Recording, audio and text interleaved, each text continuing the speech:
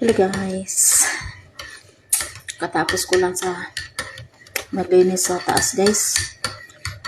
Dumating kasi yung mama tsaka mga kapatid ng ampong babae.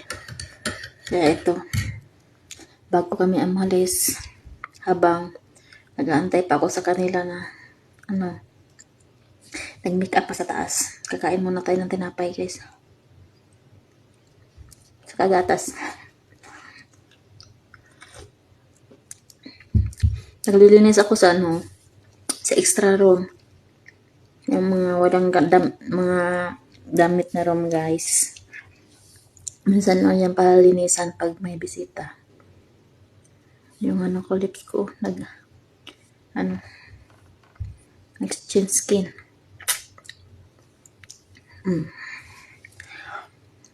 Papaalis na sana kami 8. Dapat 8 nakaalis na kami. Kaso, dumating sila. Di pa ako sinabihan na dumating pala yung mga kapatid niya tsaka kasi sabi surprise daw. Pero alam ko na may katawag yung kausap niya sa phone. Kaya hindi ko nagdalawang isip na pagpunta dito kasi Eid ngayon eh. Pero hindi nakasama yung hindi nakasama katulong nila. Naiwan doon sa bahay nila sa Alacards.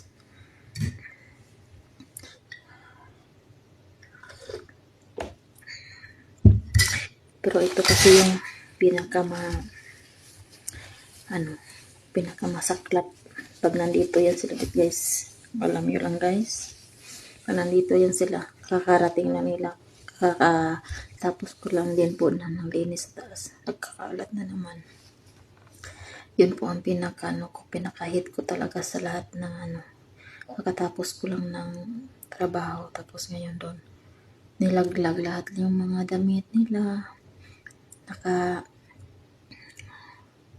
nilagay sa sahig. Kaya na bumaba na lang ako kasi baka makapagsabi pa ako ng grabe, lahat ng laman ng kanilang maleta nilabas lahat at nilagay po sa sahig, nagkakalat, mga tissue kinakalat. Yun po ang pinakamahirap pag nandito yan sila, at pinakaayaw ko talaga nandito sila. Kasi kapag nandito yan, grabe yung trabaho ko. Tapos pa-plan siya,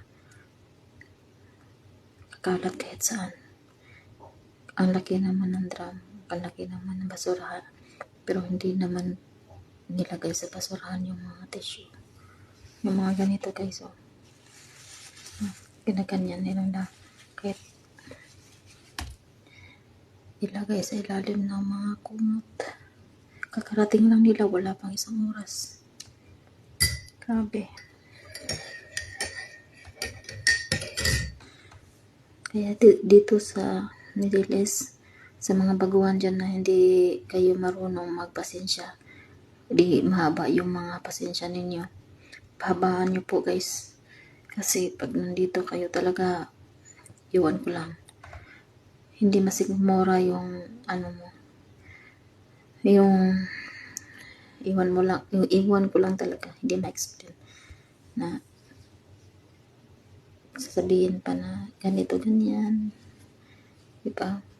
Kakain, hindi naman lang ilalagay sa lababo, ilalagay yung mga pinggan kahit saan, nakakalat.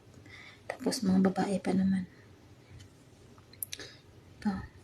Hirap guys, sobrang hirap. Kaya sa mga baguhan dyan na magusto mag-abroad, habaan nyo, pasensya nyo, kasi yung utak natin at utak nila hindi pareho. Yung ugali natin at ugali nila hindi pareho. Wala silang pakialam sa kalat. Kahit higaan pa nila yan, wala lang pakialam. Basta maka-makeup sila, okay na yun. Makeup, kain, yun lang talaga ang kanilang kanilang ugali. Kain, makeup lang. Kain, makeup, chismis. Yun talaga ang kanilang mga ugali dito. Ikaw yung nakatulong, adjustan mo talaga, pasensya mo, habaan mo palalo. Kasi pag wala kang pasensya, iwan ko lang. Wow, tumindi. Hadiah Saudi. I-arrange ko guys kasi mahulog. Ayan. Hadiah sa kaniyang mga tita. Yung ano mo. Mautol. Gusto siya pumasok talaga. Wala. Mautol siya. Diyan, ano mas kinabat? Okay? Hindi ka pwedeng ano guys. Hindi ka pwedeng pumasok sa vlog ko kasi sobrang sarap. Hindi ko yan ma-upload kapag pumasok ka. Kita. Gustong pumasok guys. Pinarin siya sa akin. Tapos may inaris pa.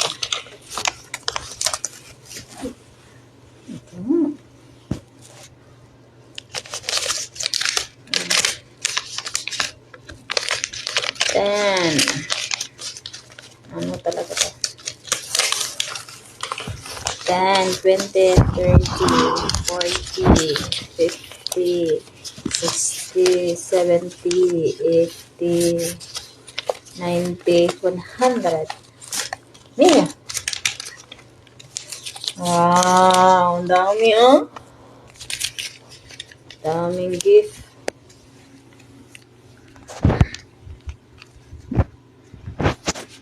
Ano talaga ano tong lag ko?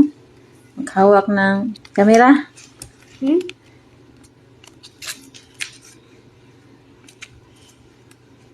Hada Mia.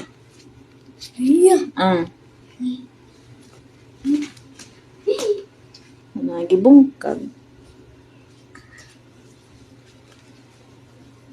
Kaya klaro lang ay.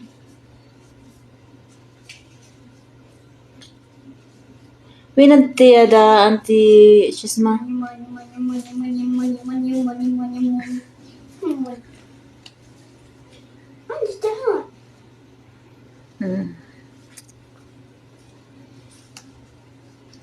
Bahala ka, kinalat mo yan. Arrange ko na. Ano ka daw? Dapat babalik yun yung itim ako. Yung kamerang itim. Yung kanina. Paano mo ginawa yun daw? Yung hindi ako pumuti, yung sobrang negra ko. Tingnan.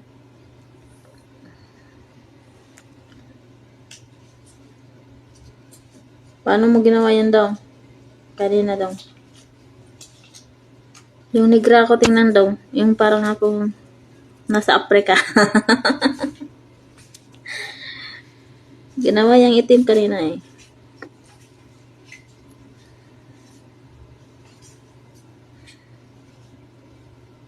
Gusto siyang pumasok sa vlog ko guys.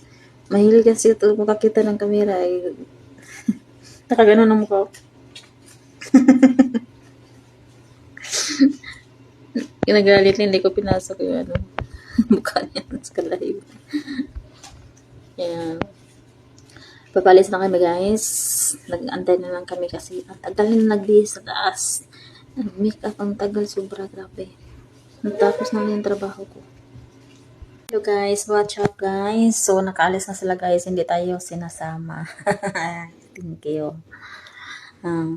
Mas mainam na dito lang tayo sa bahay guys. Kasi kapag sumama tayo sa kanila, umaga na sila makauwi or madaling araw na.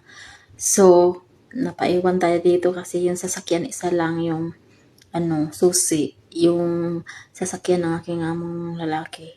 Dinala niya yung susi kaya sila doon sa para na sila nagsiksika na sila doon sa loob kaya napaiwan tayo dito sa bahay kasi ang daming kalat na naman doon sa nilinisan natin guys. Paulit-ulit ako pang 3 bisis na yan kasi dumating yun sila nagkakalat din kaya puntahan ko doon, ayusin ko doon yung mga gamit tapos baba ko dito, wala na akong trabaho guys. Doon na lang yung mga kalat nila, ayusin ko na lang. Tapos yung nagkape sila, hinugasan ko na. Tapos, pagkatapos sa taas, bababa na tayo dito sa room. Tapos na akong kumain. Kaya, ngayon, maaga tayo matulog guys. Kasi, maaga din silang magising. Hindi lang sila natutulog pa nandito yan. Kailan yan ng kain. Tatandaan mamaya, pag uwi yan, kakain naman doon, kakain. Hindi yan hindi yan maubusan ng, iwan ko lang kung saan nilagay yung pagkain. Ayan guys, nandito lang tayo, nag-iisa tayo dito sa bahay. Parang may-ari tayo ng bahay ngayon, charot. Joke lang. Kaya, bye-bye guys, kaya maglilinis na ako sa taas. Nag-iisa lang ang katulong dito guys. So, bye-bye na.